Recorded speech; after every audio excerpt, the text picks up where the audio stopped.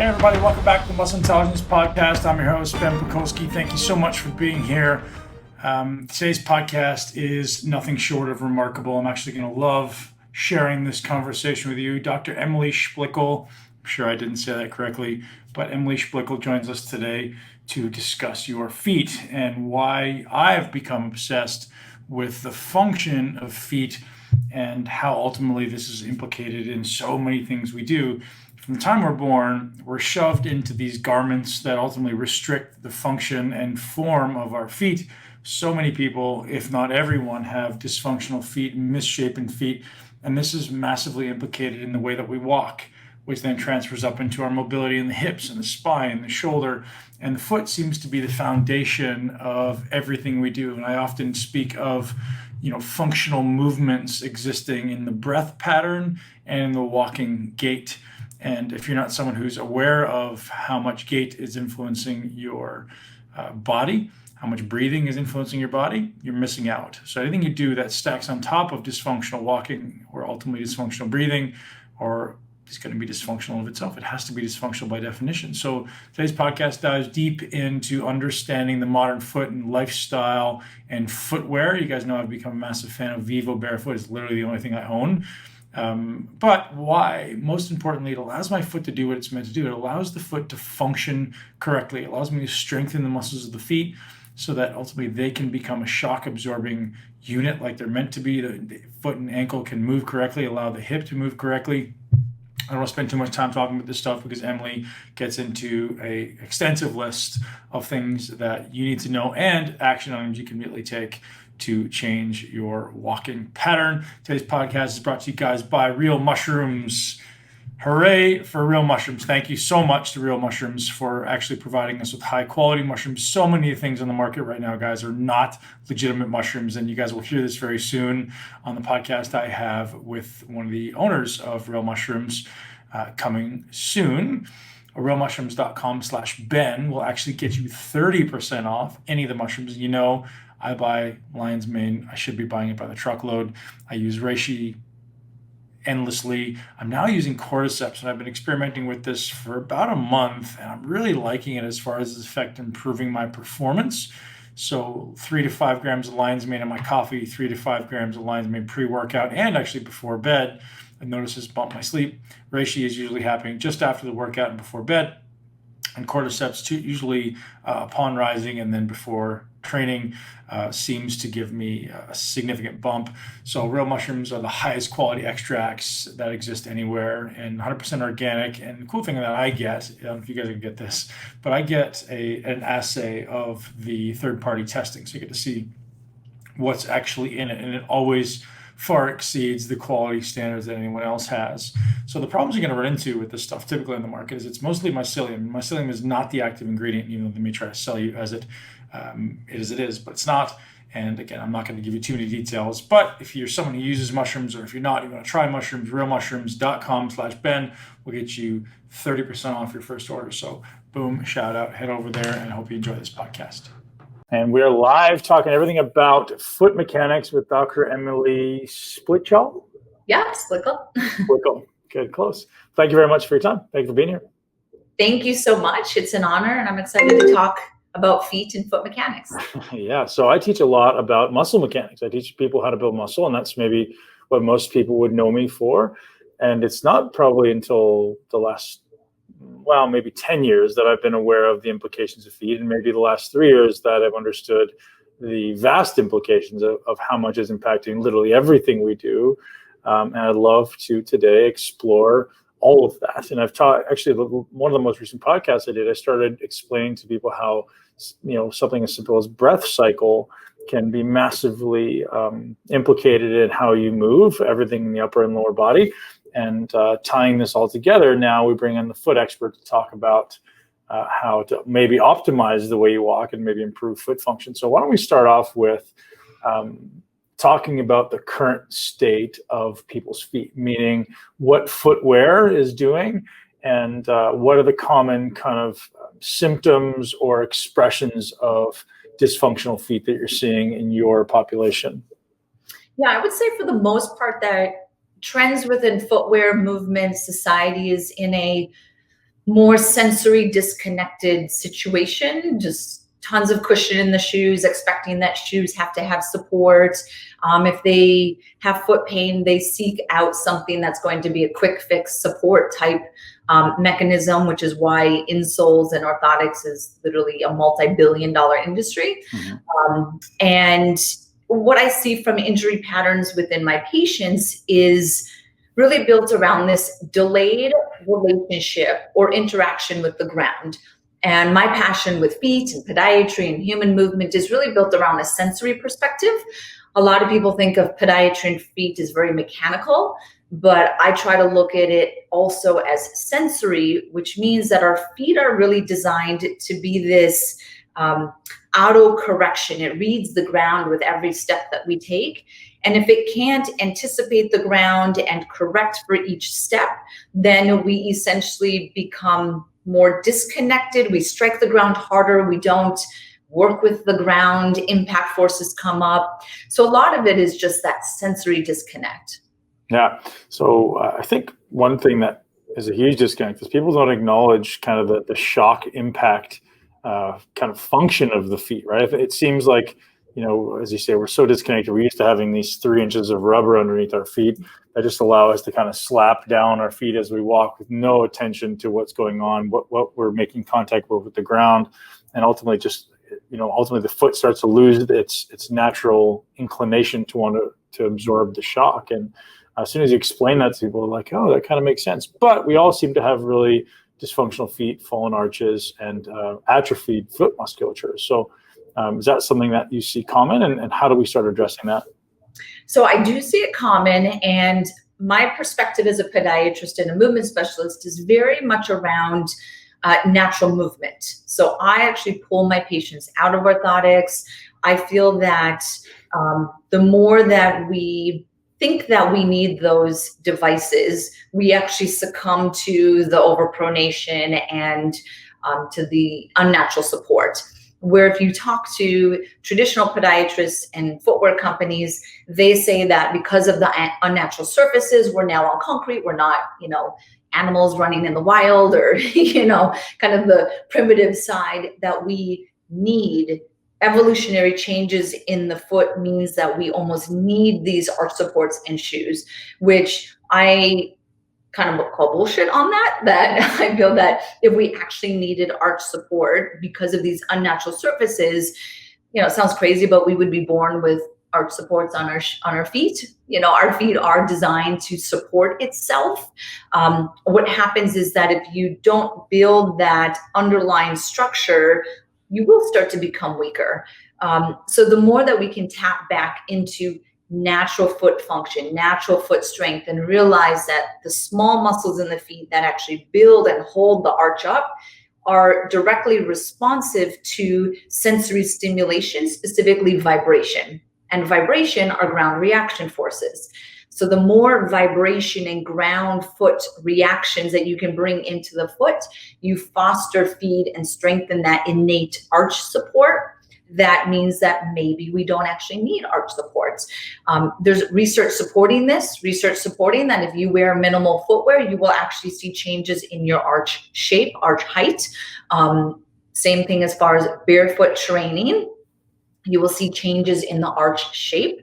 And because our feet are so deeply connected to the hips and the pelvis and the glutes, that I would say a lot of the changes of what we see in the feet is not just to blame of shoes and orthotics, but also sedentary lifestyles that we're sitting on our butts, that our glutes get lazy. Your glutes are a powerful muscle in controlling the foot. So tell me how does that tie together? So the glutes being a strong external rotator. So I like to look at the glutes not just as a strong hip extender. Yes, it is, but this external rotation moment, or that transverse plane moment of the glutes, has a really strong influence all the way down to the subtalar joint, which is really the heel bone, how it inverts and everts, it goes in, goes out. It's an element of pronation or supination, and hopefully the listeners are familiar with those terms. But if the glutes are externally rotating, there's research that shows that you can get the average correction of an orthotic just simply by strengthening the glutes through that external rotation moment.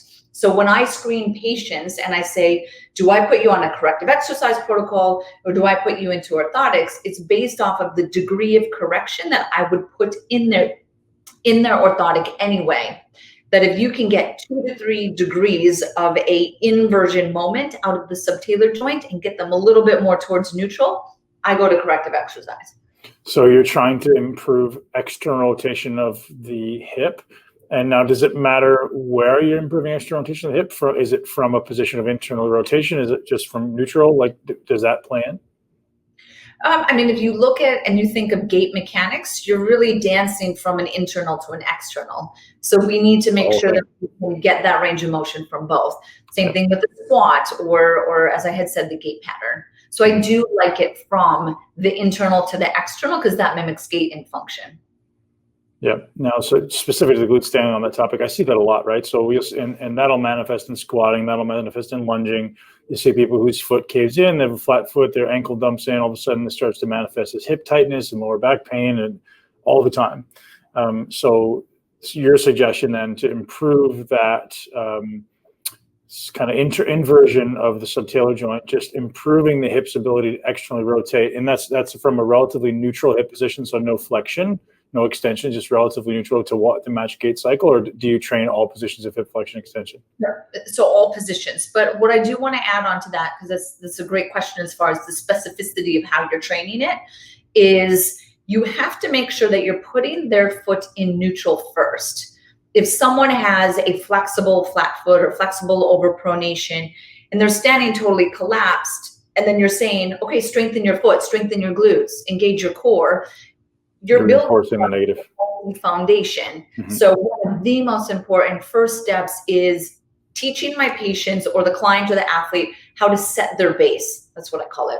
Find neutral, set your base, de-rotate into your subtalar joint and your tibia so that you're in a better position to optimize the activation of the deep core and the glutes. If you're doing it on, an unstable foot, I'm wasting my time theoretically to try to engage your glutes. Yeah. So what if someone doesn't have, we talked about interoception before we started, what if they don't have the proprioception, interoception to make that correction? What if they physically can't do it? They don't have the mobility or stability to access those positions. How do you, and I've actually recently run into somebody like this, they just literally couldn't do it. So what would be the kind of first line of action to get them moving? So if they don't have the awareness of how movements of the subtalar joint connect to a rotation element in the leg, that's hard for some patients to connect. They just want to, the cue where you like split the ground or tear the ground apart or something, and that's a frontal plane cue. The patient or a lot of individuals, they can get that conceptually because it's one plane of motion. Mm-hmm. Once you start connecting, oh no, we're gonna, invert, that's the frontal plane, while spiraling in the transverse plane all the way to your hip, they're lost. They don't get it. So that's where you can use, that's what an orthotic does, right? It's posted and you're essentially lifting the arch artificially to get them into neutral because they're not connecting it. If you don't want to use an entire orthotic, you can use like a wedge. So you can buy external wedges that are angled at, even like a 15-degree wedge, put it underneath the inside of the heel bone and you force them to invert, which puts them into neutral. And then you can do different exercises like that. I will do that to kind of push them into that until they can connect that mind and muscle connection to that body awareness. So someone walks in and has evidently dysfunctional feet, and let's say dysfunctional meaning they just don't keep not a lot of movement through the toes, not a lot of movement through the forefoot. What is your basic kind of path of attack to starting to get the move? Is it like, hey, we're going to start to get your the inversion and get you loaded through the glutes? Or are we going to start teaching gait cycle? Are we going to just start teaching them like midfoot splay? Like, do you have kind of a process you go through, or is it different for everybody? Yeah, so I would say most of my patients get very similar recommendations of, myofascially releasing the bottom of the foot. It's like rolling or something? Well, yes. So you actually get a better intrinsic release if you don't roll the foot. You do a pinpoint pressure and you just kind of hold there. Rad roller makes some really good rad rounds that they go from, large, medium, small. So you kind of get into there really well into the deep intrinsics. So doing a pinpoint pressure release, call it 5 minutes. I like patients to do it twice a day or before they train. That starts to get into some of the stickiness of the tissue, some of the stickiness that can adhere down onto nerves, because a lot of these neuroma symptoms are just stickiness within fascial tissue. But I want to add that intrinsic muscles of the foot are inverters.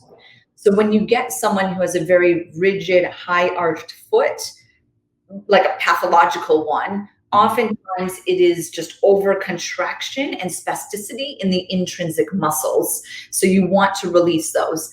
If I go into the digits, I'll use a product like Correct Toes or a toe spacer to try to get not just toe splay, but what you do when you do toe splay is you stretch the small ligaments that are connecting the metatarsal heads and connect the small muscles down into the rest of the foot.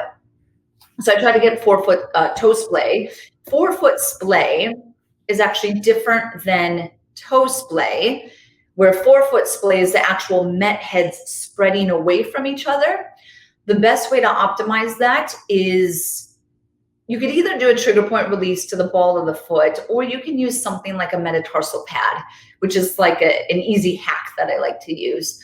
If you put a metatarsal pad on the ball of the foot or just short of the ball of the foot and the met heads, when they step down, it's going to force a splay, which stretches the ligaments that are part of that forefoot. Those ligaments of the forefoot, I will add, are actually connected to your plantar fascia. So this is very beneficial for people with plantar fasciitis or might be at risk of plantar fasciitis. Is a lot of people will look at calves, ankle, and then literally the plantar fascia. But a lot of it is that the plantar fascia extends forward and then splits out and inserts into all 5 digits and then connects all of the met heads to each other. So forefoot splay, toe splay is really important for plantar fasciitis. So I'll do that, and then I'll get into myofascial release of the lower extremity. And then I start to bring that into, I'm a big believer in your foot's connecting to your deep core muscles. So before I start doing any sort of exercise programming that mimics Gait or anything like that, I make sure that the feet intrinsics are communicating and co-contracting with the deep core intrinsics. If you don't establish that first and you start to do exercises for the glutes and other muscles, whether it's mimicking a gait pattern or not, you're not laying the foundational muscular coordination that is necessary for stability. Okay, so what does that look like? How do we start connecting those things? Because again, assuming that people have any idea what you're talking about when you're talking about this intrinsic floor musculature, I'm going to assume is very unlikely. Yeah. So what does it look like to start connecting with someone with their internal pelvic musculature? Yeah, I apologize for anyone who's listening if you're like, I did not my espresso before this podcast, but I clearly did. So the intrinsics of the foot are obviously the deep, you could consider them the foot core. Some people will actually call them that. That's your foot's core, deep core intrinsic muscles. Your core, literal core, your abs, your pelvis, has those similar deep intrinsic muscles, which would be your pelvic floor, your transverse abdominals, your deep hip rotators. And fascially, these muscles are connected to your deep foot muscles. And then also from a muscle synergy, it's actually built within co-activation that when your deep intrinsics engage, technically your pelvic floor should engage. And that's how we build stability to stand up and walk in gravity. Everything about your muscles and your nervous system is built around the fact that we are bipedal and we stand up in gravity. So how do you navigate gravity? How do you respond to it? How do you resist? Which the pelvic floor is an anti-gravity muscle. So it stimulates by lifting up against the weight of gravity coming down. And gravity, in my opinion, is one of the best proprioceptive stimuli to the nervous system and to the neuromuscular system. How can you optimize that stimulation? And it's really between the feet and the core. Okay, so short of someone coming to see you and getting all this manual stimulation, assume, I'm going to say from my experience, and you'll probably agree with this, 90% or more of the listeners are going to have a locked up subtalar joint. They're going to have locked up midfoot. They're going to have decreased foot function and toe mobility and function. What can they do sitting at home? Like, again, we got this midfoot thing you spoke of. That's useful. But as far as like getting the subtalar moving, getting the toes moving, what are some action items that we could apply right away? Because, hey, this is we're going to start moving us toward actually having some semblance of foot function.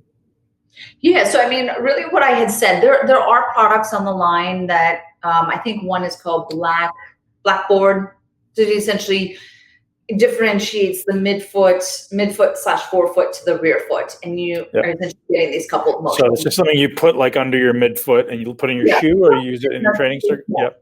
And then you're rotating like this. You can do that. You can 100%. You can do that. You could just stand with your feet shoulder width apart, and if I turn to the right side, well, now I just supinated one foot and pronated the other. So I can do these rotations. That rotation of the torso, rotation of the hips is going to drive this subtalar/midfoot unlocking. You can 100% do that.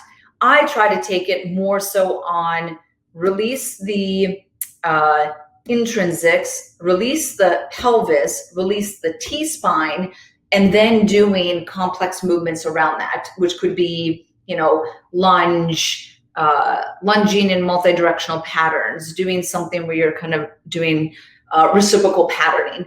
That in itself will drive the subtalar joint unlocking without using foot in isolation, subtalar joint unlocking. I actually don't go in that direction. People can, they get super geeked out about the feet. I try to keep it as integrated as I can with any of my foot mobilization, my foot stabilization, and then integrated foot strength. And that makes so much more sense, I think. So many people tend to look at it in isolation, right? So they see an expression here, this is the injury and this is where it's expressing, let's fix that. And that never makes sense, right? In my mind, it's always like, okay, what's causing this thing? And what are some things that if I work on these 2 or 3 things, will have the greatest immediate result on not just seeing an improvement in the movement of this specific thing, but also applying it into my life, right? Like I want to be able to walk. I want to be able to lunge. I don't just want to be able to move my subtalar joint. Yeah.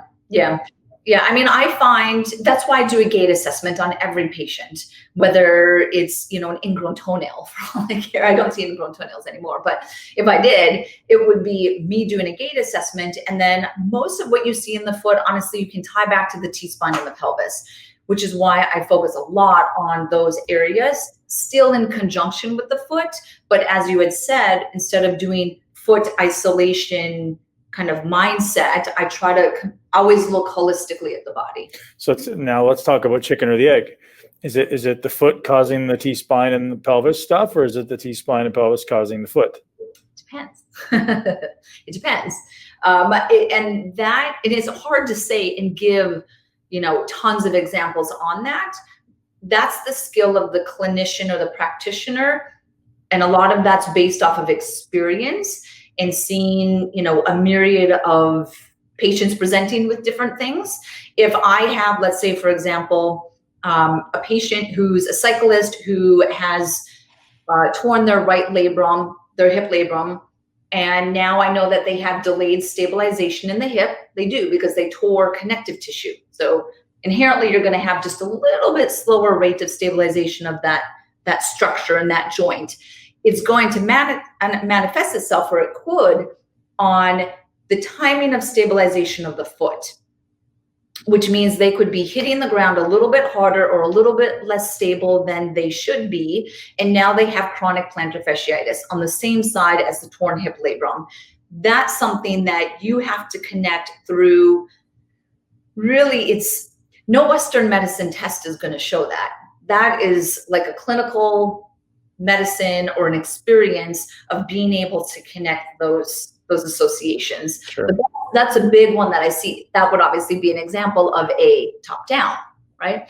But if I have a bottom up, let's say that I have a patient or an athlete that has chronic post-tib tendinosis, post-tib partial tear because of some sort of hypermobility in their foot, or maybe they are an athlete that is asymmetrically dominant in pronation. I see it in like fencing.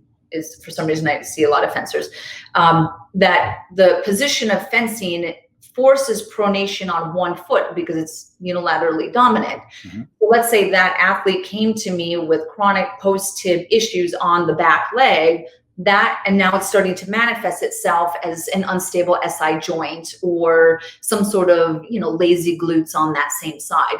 That would be a bottom up.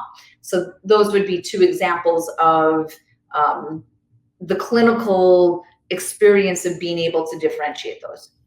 Awesome. So let's talk about gait cycle. So we assume that if someone's foot is dysfunctional, their pelvis is dysfunctional, their gait, their walk is going to in some way be dysfunctional, which then is going to express as every movement ultimately being dysfunctional.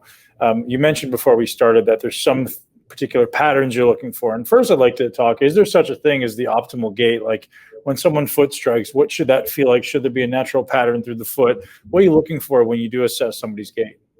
Yeah, so gait is very complex. So we could do a whole podcast just on gait, on how to do a gait assessment. But I was taught as a podiatrist how to assess gait, just the foot. So we could go on and on about a gait assessment and ideal gait patterns as the foot rolls through inversion to neutral, back to inversion and things like that, as far as the positions that the foot has to go through. So I want to focus on that first, and then we can kind of expand out of that. Ideally, when it comes to a walking gait pattern, we are supposed to strike the ground on the outside of the heel. Everyone most likely knows that because they wear down their shoes on the outside, or if you have running shoes and you're a heel striker, oftentimes it'll have a different density of foam or material on the outside. We strike inverted outside of the heel, and then we quickly roll into or through eversion, which in internal rotation, which is why I'm doing this, which is how you load the energy of impact forces. And then when we're on our legs, so it's initial contact loading response, and then you're standing on one leg. So now I'm in mid stance. I need to be neutral in mid stance because I'm stable. I need to be neutral. And then when I bring my leg behind me, that's called late mid stance. This is where you need all your ankle dorsiflexion.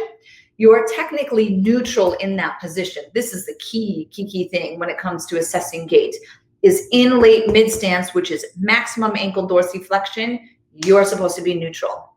And then from there, you shift forward onto the ball of your foot. So neutral from perspective of inversion, eversion. Yes. So you are neutral. You are neutral. And then you shift forward to the ball of your foot, and you're in the position, which is like if you do a calf raise, right? That's called a rigid lever. Yep. That is the most important position of the human foot. And in that position, you are inverted again.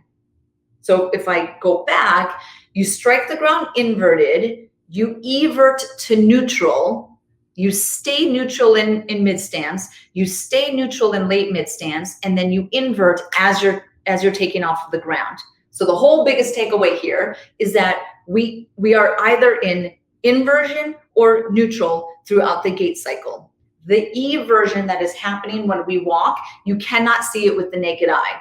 If you can see it, the patient or the athlete is pronating or everting too much, because everything is a fine little window, or we're like a seesaw that you're inverting and everting, but you kind of want to dance in this narrow range. If you like really invert or really evert, it's just a timing thing. You don't have time to re-invert your foot to get off of the ground, which is why we have to dance in this narrow window of range of motion with the foot. Everything is just a couple degrees. So talk to me about length of stride and how that's going to be implicated in gait. Yes, so stride length is one of the most important changes that happened in our gait. So if people believe in evolution or not, I'm not here to have that argument. I'm a big believer in evolution, just being a scientist in that sense, that if you look at the difference between the way primate walks, a monkey or an ape walks versus a human walk, one of the biggest difference is the stride length that we are able to take. The stride length was critical to how we were able to pick up our pace, right? So if you take longer strides, you can pick up the pace.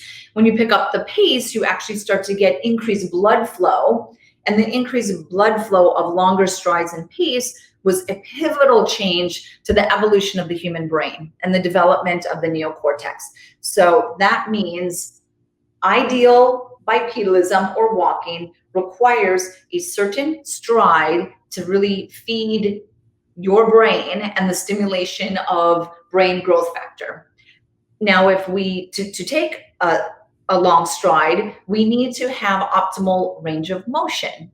And a lot of that range of motion is connected between foot and ankle and pelvis. If you have super tight hip flexors, you're not taking a long stride, right? You might turn your feet out to try to take a longer stride, but you just don't have that range of motion in the pelvis.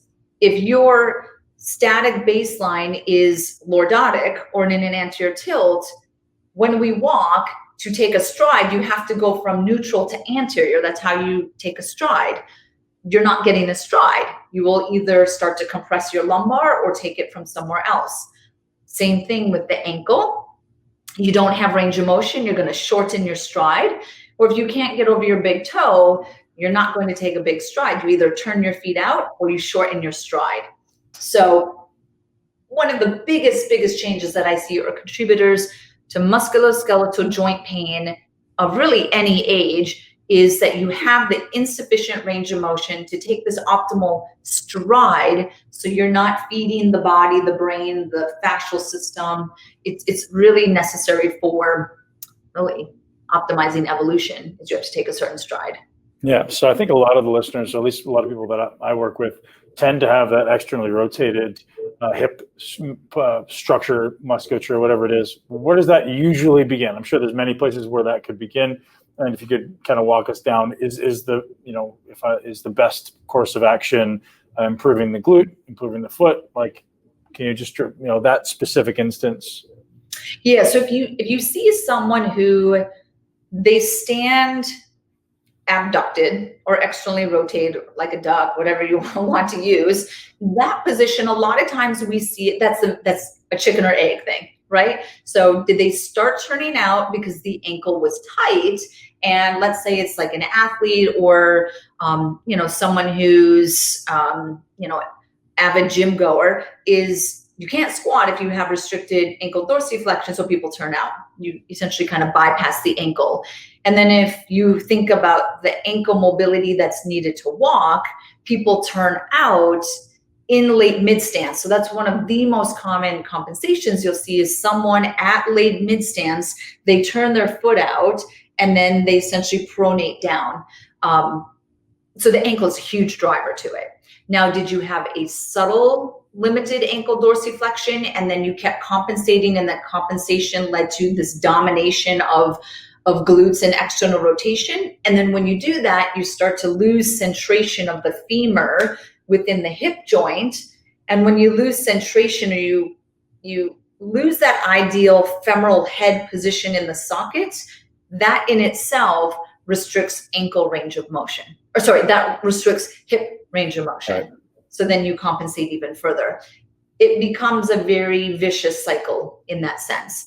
I see that a lot of people who have restricted ankle dorsiflexion, because they compensate and they walk abducted, they start to stress the first MPJ or the big toe. So now they have arthritis there, maybe they have a bunion.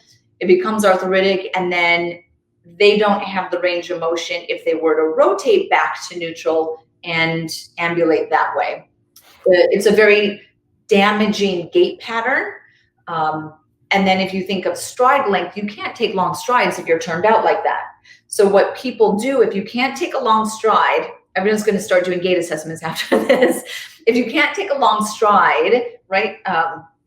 When you see someone walking, I'll just stand up for this just so people get, you'll see kind of this rotational, I'm exaggerating it. But if you don't get this T-spine pelvis spiral within the spine and the body from the foot all the way up, Someone who has an abducted gait is going to walk like this. So you actually see, and then their feet, each step is out like this. Right. Right. So you become, you are using different spinal movements as a compensation, and those are not the spinal movements that they're supposed to be, which just leads to transfer stress. Now, you brought up earlier that there may be some implications with that with respect to the autonomic nervous system. So my brain goes to that your brain is constantly taking that interoception of where you are in space. And have you had any thought around how that's going to be implicated in brain function and stress? That lateral frontal movement, like I'm going to guess, like, I don't know, thought. Yeah, I mean that if you adopt an insufficient pattern, well, actually, this is what it could be, because it's so complex. The human body is so complex that we don't know how someone is going to interpret that pattern versus another. But let's say if you're doing correctives and trying to get a client or an athlete or patient out of a less efficient movement pattern, we'll call it that, and you try to get them into something that's more ideal, but their set base of safety and repetition is at that insufficient pattern, they could freak out as soon as you shift them into something that technically is more ideal, and then that throws off this complexity of the autonomic nervous system. I would see it going that route. Yeah, my brain goes toward like how typical spinal movements of the breath cycle. So a breath cycle, obviously, you're having this kind of sagittal expansion and flexion extension of the spine. If you change that to lateral, it's going to change breath cycle, which is then going to change the autonomic nervous system and change the brain ultimately. So it'd be very interesting to see how someone who gets into these frontal, lateral, side bending movements, again, I totally know people that do that. I just never thought about it at that level, how that's going to directly impact breath cycle, right? So if maybe their breath cycle now becomes, maybe it's no longer diaphragmatic, maybe it's no longer extended, or they're not able to extend into certain positions, maybe implicated in hip position, shoulder position, and then maybe going all the way up into the autonomic nervous system. Yeah, no, there's a program called Somatics. I don't know if you're familiar with it. But part of Somatics is that we have a red light reflex and then a green light reflex, where a green light reflex is sympathetic, where you're kind of standing like you're on guard. So they have overactive erectors kind of popped up this way, ready to fight or flight. That's a postural manifestation of their stress state. And then there's a red light reflex, which is kind of a disassociation, or the ventral vagus nerve, which is part of the autonomic nervous system and the polyvagal theory, that people that disassociate and have more like a depressive state or a detachment, that they'll actually come forward. And 100% both of those postural changes or walking in this side-to-side pattern affects breathing. 100% that you can connect it back to the diaphragm. Yeah, so I didn't want to quickly gloss over bunions, because I think that's a big thing for a lot of people. Is this something you can fix, or is surgery necessary? Because it is ultimately calcification of that joint, is it not? Yeah, so a bunion, for the most part, and this is me being a functional podiatrist, a natural podiatrist, is that a true bunion is a structural deformity, which means that when you get to a certain degree or severity of a bunion, you're really either you're pushing pause on it or you have to have surgery. You cannot try to compress the foot back in or stretch it or strap it or strengthen it to try to get that bunion to reverse. And this is because it's structural, it's within the joint. A bunion, for those that are not familiar with it, think of this as the metatarsals. One of the metatarsals swings out like this, and then you have the toe that's connected, and then that's creating the bunion. The deformity is actually at the joint further back, which is called the Metz cuneiform joint. It's not even a big toe deformity. Bunions are a midfoot deformity. And that's what I want people to think, that the breakdown, the loss of stability, and where the access of deformity is in the midfoot. So true corrections of bunions are a little bit more complex than using correctos and bunion splints and doing short foot and trying to strengthen the foot. What I will say is if you have a small bunion, or the foot type that makes you susceptible to getting bunions, which is an unstable, hypermobile, overpronated foot or flat foot, you are susceptible to getting bunions, because we get bunions when the midfoot is not stable and essentially the metatarsal unlocks and it swings out. So for those individuals, strengthen your feet, really focus on, tapping into the intrinsics, keep your glutes strong, keep your core strong, make sure you're not wearing shoes that are going to favor kind of that pointed toe position. That's what I would say for bunions and those that are preventing them versus reacting to them. Awesome. So now what's your best line of attack or your best strategy to get women out of pointy shoes? Or anyone out of pointy shoes, ultimately, because we know that things that are restricting the toes are ultimately going to impact everything, right? And do you have kind of a single line of attack, or is it always multifaceted? It would be multifaceted, being, I just moved to Arizona, but for 10 years I was practicing in Manhattan. So from here, trying to tell someone who's in fashion or a high level, C-level woman that, okay, we have to get out of the shoes, they might not come back to see you. But it's giving realistic understanding of the impact of those shoes. If you are going to wear heels because maybe your job requires it, people might not believe that, but just, go with me that maybe their job requires it. Then at the end of the day, can you stretch your feet, stretch your calves, release your intrinsics, use correct toes, open up your hips and your pelvis. So understand the damage that those shoes do to your body and your feet. And then let's reverse it at the end of the day so that you're not kind of manifesting those subtle changes. And then honestly, a majority of my patients that I see come to me because they know that I'm in favor of minimal, natural, wide toe footwear. So they know that I'm not going to tell them to wear something that is, thick, supportive, and cushioned. There are a few exceptions. Are you familiar with anything that's rocker based, like a 4-foot rocker? Yeah. Skechers Shape Up, which I recommend Skechers Shape Up right. Because I just, don't respect Skechers. But there are other shoes that have a slight rocker in them. Hoka is one that probably a lot of the listeners are familiar with. Hoka is a rocker based shoe, in the sense that if you take a Hoka, you can't fold a Hoka. It has a plastic piece, in their case, a plastic piece that runs through the entire shoe, and it allows you to roll through and use the shoe to take the stress off of your forefoot. So this is great for people who have maybe bunion pain, maybe they had turf toe or some sort of capsulitis issue, arthritis in the big toe, issues in the second, maybe ball of foot pain, maybe neuroma pain. So a lot of forefoot issues, I will actually go towards like a Hoka, even though I know that they're thick, but they might need the rocker aspect of the shoe. And then inside it, I'll put the Naboso insoles so that they get sensory despite all of the cushion of a Hoka.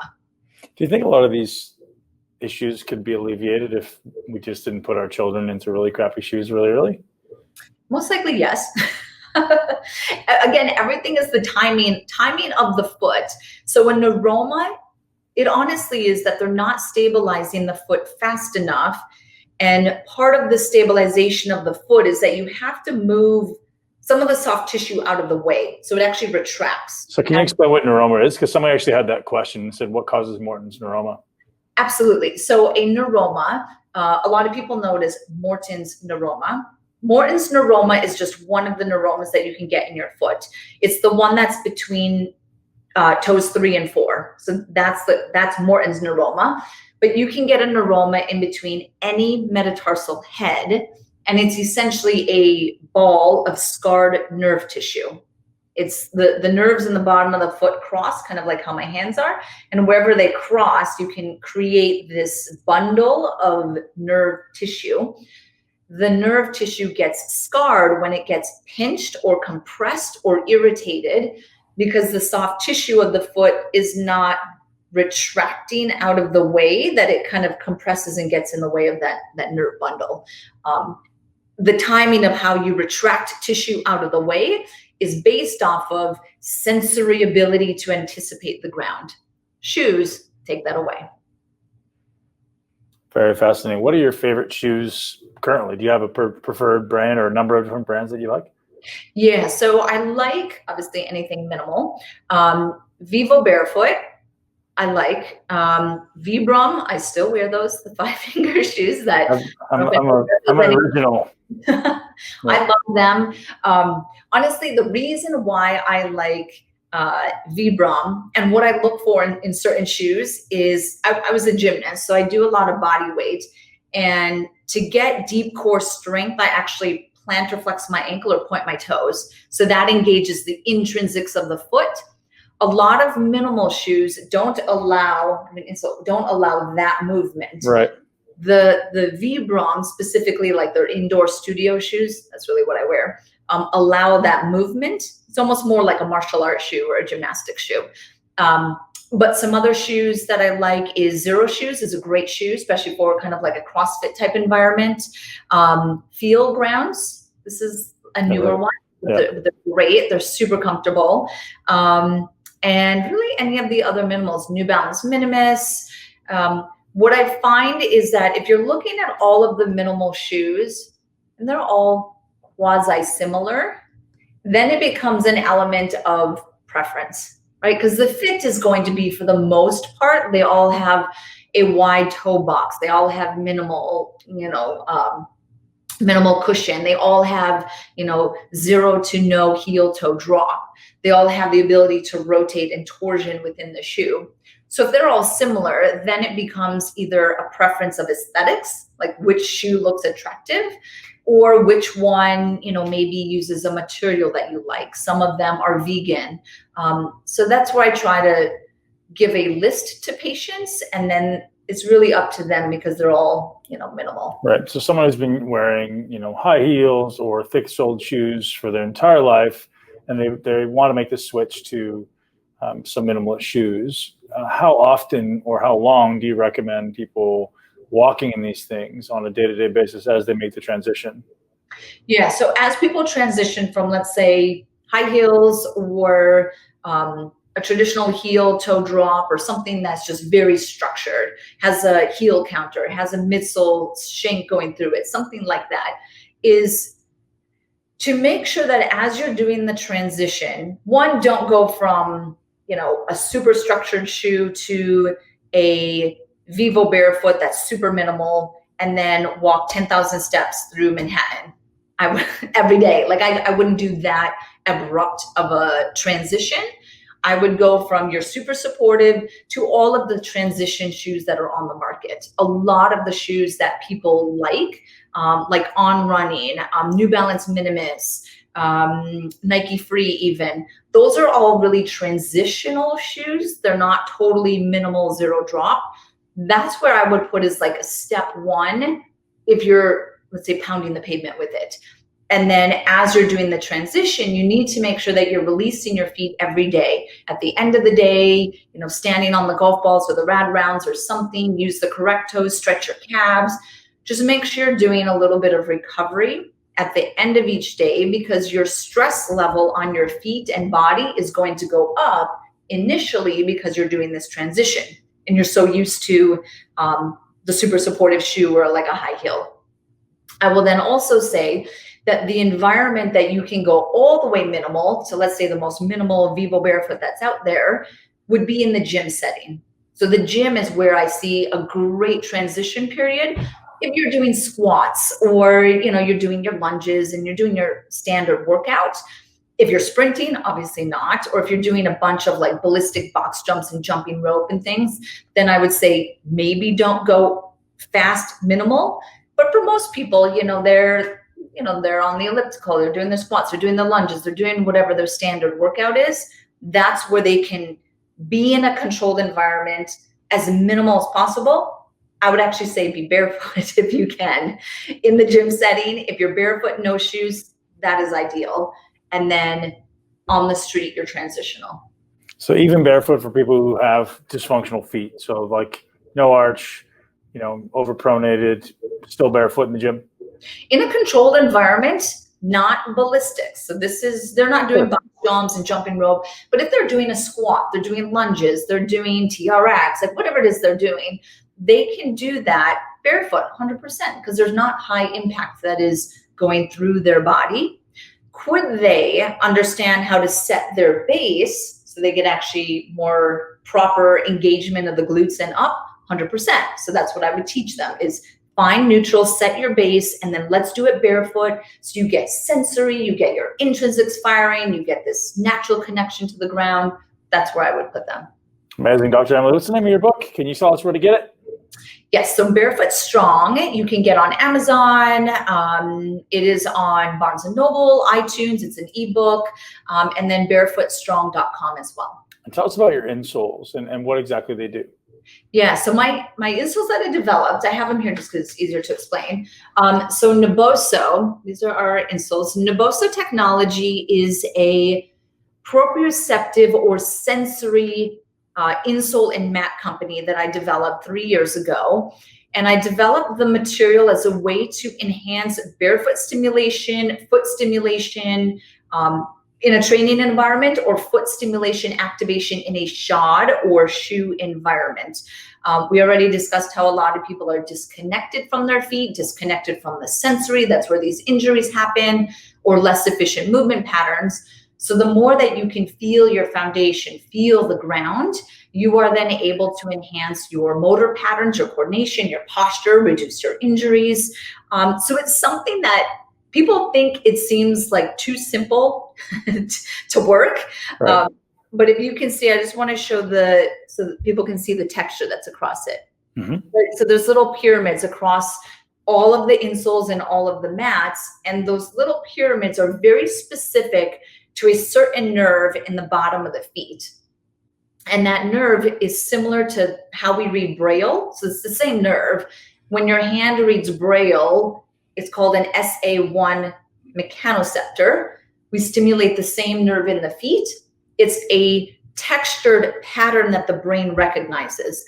And when you're very specific to input to the brain, you obviously get response, like a very predictable responses. So we have people with neuropathy that honestly could not feel their feet, and they can feel their feet again. People with Parkinson's and MS who had very imbalanced gait and they're running. I mean, quite profound things. We work with a lot of athletes because athletes is all about subtlety in change, creates a large athletic advantage. So we try to kind of explain or offer that ability through the feet. And it's really the only product like it on the market that is trying to take what minimal footwear did to the industry and just the whole barefoot running boom did to the industry, and then just take it one step further to access the foot even more. Awesome. Well, everybody listening, take care of your feet. It's a huge part of performance, whether you're running, doing some dynamic, or even just lifting in the gym. It's your foundation of support. It's a foundation of walking. Dr. Emily, thank you so much for your wisdom. Thank you so much. It was so much fun. And there we have it, ladies and gents. Thank you so much for tuning into my conversation with Emily Splichal. Emily, I apologize if I don't say your name correctly. It's an interesting one, but so much value. So thank you for being here. And again, just to reiterate, guys, your feet are massively important. And even if it's something as simple as walking mindfully every day, that's a simple action item you can take. If you don't want to take action doing foot exercises, if you maybe don't even want to change your footwear, try walking in something that's a little less restrictive to your foot, allows maybe for a little bit more of an open toe splay, midfoot splay. So kind of spreading those toes open and allow for more of a dynamic motion through your foot, more through your midfoot. And if you do have fallen arches, great. Let's use this as an opportunity to create an awareness around, hey, how do I actually change this fallen arch? The reason you have a fallen arch is because the muscles are weak, and that's literally it. I had a fallen arch for 20 years, and now I have a pretty significant arch just from my practice of yoga, of ultimately creating that arch, splaying my feet, and doing a lot of single leg standing balance work really drove those muscles to learn to contract again. And now I have much less knee pain, almost no hip pain, and certainly great mobility as it improves year on year. So thank you very much to Emily Splichal for being here. One more shout out to our sponsor for today, realmushrooms.com/Ben gets you guys 30% off. don't just use the mushrooms I use. I suggest you try all of them. They have a product called the 5 Defenders, which is perfect for right now, which is going to help your body bump your immune system so we can get through this challenging time and ultimately have a strong immune system, not only just to not get sick, but ultimately to thrive. Your body's ability to be healthy is dependent on its ability to adapt to stress. And the more resilient you are to stress, the more anti-fragile you become to stress, the more you can push, the more you can grow. Have a great day, guys. Thank you so much for being here. If you enjoy this podcast, I would love it if you share at least one person you know and love. Give us a shout out on social media. We always love to hear from you. All the comments I get from you guys are just incredible. And I'm so grateful that so many of you guys are resonating with my mission, my personal mission and the mission of the brand. And thank you guys. I appreciate you being here. Don't forget to leave us a review and subscribe to the podcast so you don't miss a minute. Have a great day. Live your greatest life in a body that you absolutely love. Thank you so much for tuning into Muscle Intelligence. If you enjoyed today's episode, please be sure to share it with at least one person you know. Make sure you're subscribed so you never miss an episode.